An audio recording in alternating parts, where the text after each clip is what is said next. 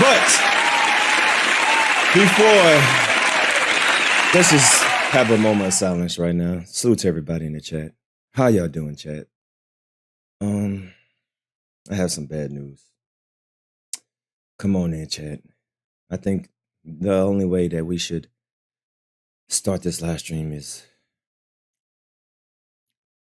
sending our condolences to the OVO family. The OVO family has lost a catapulting figure in their group.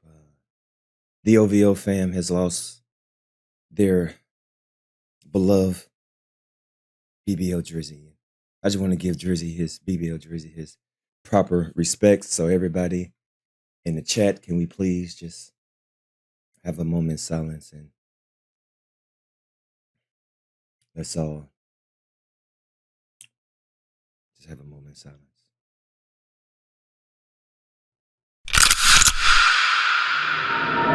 Oh, wrong song.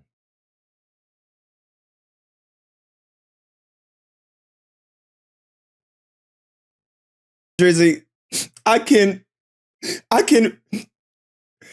remember the first time I heard your song. I was in college, you know, the best I ever had. I said, wow, this young man has talent.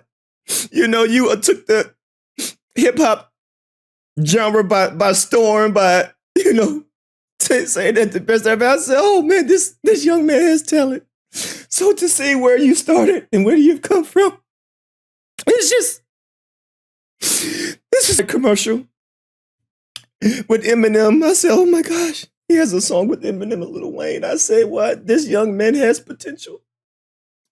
And then I said, oh, he can sing too. Wow, this guy is talented and gifted at he's so gifted at it.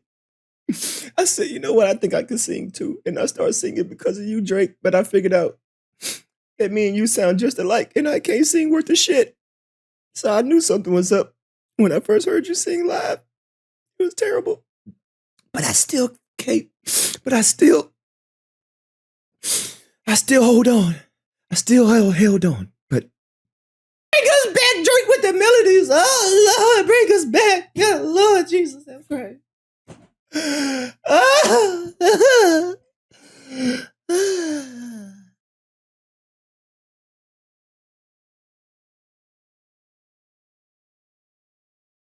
Fuck all that shit, nigga.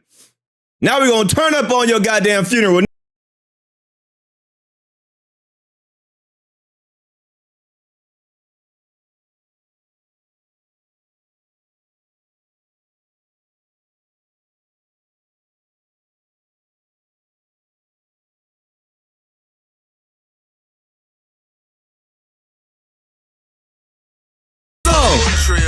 Hey, shout out to goddamn Kendrick. Kendrick, I didn't know who the hell this people was, but I said, ooh, I like that song. And then I Googled it. I said, ooh, I like this song. So shout out to goddamn Kendrick for putting a shine on this song. I said, ooh, I like this song. I said, I like this.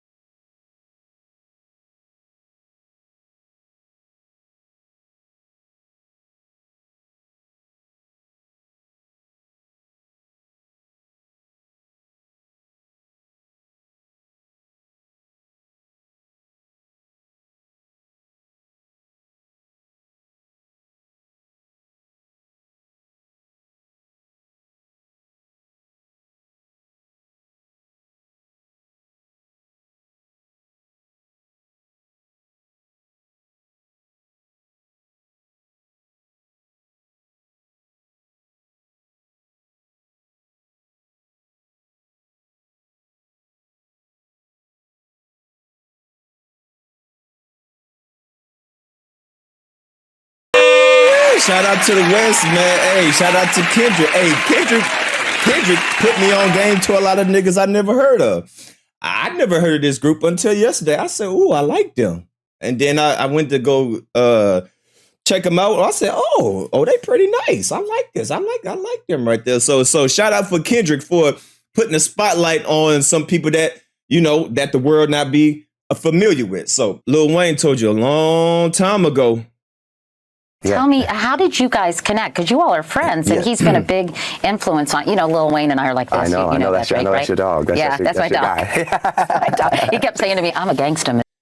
This was the kind and, you know, polite, nice Drake. Man. My have time changed. I remember the interview. I watched it. It was great. But how did you guys get to know each other? We were introduced through another gentleman from Houston. His name is Jazz Prince. He found me on MySpace and loved my music on MySpace. And he was like, man, I know Lil Wayne, and I'm going to play him your music one day. And I was just like, yeah, right. You know, like, you never really, I didn't buy it at first. And then, and I'll never forget, you know, one day I was getting, and we started, you know, we formed a relationship, and we used to talk and chop it up, and chop it up is like, you know, converse. Thank you. I kind of figured that out, but thanks for the translation. Okay, just, you know, Thank you. Drake, you need to go back to this person right here. Cut them braids off, cut that beard off. All right. I don't know that those braids and that beard made you into something that you not. But pay attention to what Lil Wayne told him. Lil Wayne told him not to change, but he couldn't listen. He didn't listen. And so, yeah, we would talk, and he called me one day, and I was in the barbershop getting my haircut, and he was like, but it's, you know, he called me from his number, but, you know, it was like, and the phone rang, I picked it up, and it was like, yo, and I was like, you probably know that voice. I was like, hello? I was like, yo, what's up? I was like, this doesn't sound like my friend, and he's like, yo, what's up? It's Weezy, and it was, you know, it ended up being Wayne, and he was like, I'm starting this thing called Young Money, and I'd really love for you to be a part of it, so I want to fly you out to Houston and meet you, and he did just that the day after, and that formed our relationship. And I was like this quiet kid in the corner of the bus, you know, while everything was going on around me. And the Carter 3 was just, I think it was like maybe 2 or 3 weeks away from coming out. And Carter 3, woo, that was a minute ago. What a time! What a time! What kind of advice did he give you, or how did he help you kind of take your music to the next step? The greatest advice Wayne has ever given me, and it's a constant, it's less of advice and more of a constant reminder, which I love him so much for saying this to me, is, you know, he's always just like, man, please be yourself. Please don't ever try and be me or anybody else. Don't ever go get tattoos. You don't have to dress any different, you know, because I like from the day Wayne tried to warn you, bruh. Wayne tried to warn you about this, man. They gonna eat you alive in this industry, man. Wayne told you a long time ago, post a anonymous link. All right, here we go. Bada bing, bada boom. Wayne tried to prevent this of happening. What, 13 years ago? This was 13 years ago, this interview. Wayne told him, don't change, don't get tattoos, don't get grills. Don't be like me, be yourself. But he just didn't listen, you big dummy. You big dummy, you big dummy, you big dummy. Cole, you stupid. God damn. You got to be a stupid now, motherfucker to get fired on your day off. Please don't ever try and be. It's a constant, it's less of advice and more of a constant reminder, which I love him so much for saying this to me, is, you know, he's always just like, man, please be yourself. Please don't ever try and be me or anybody else. Don't ever go get tattoos. You don't have to dress any different, you know, because I like from the day Wayne met me to now, I haven't changed anything about myself. He met me, and he really liked the kid that he met. You know, he's like, don't. How old were you, Drake, when he met? Oh, that was about, I'd say it was like 2 years ago. Yeah, 2 or 3 when that album came out. Yeah, 2 years ago. But you didn't listen. But you kept talking shit. You shouldn't have been talking shit.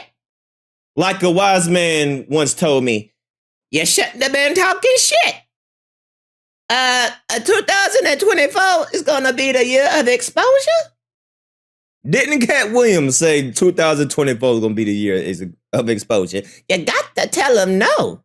You got to tell Diddy no. You didn't listen. You shouldn't have been talking shit. Hey, you shouldn't have been talking shit, Drake. Now we here, man. But salute to everybody in the chat.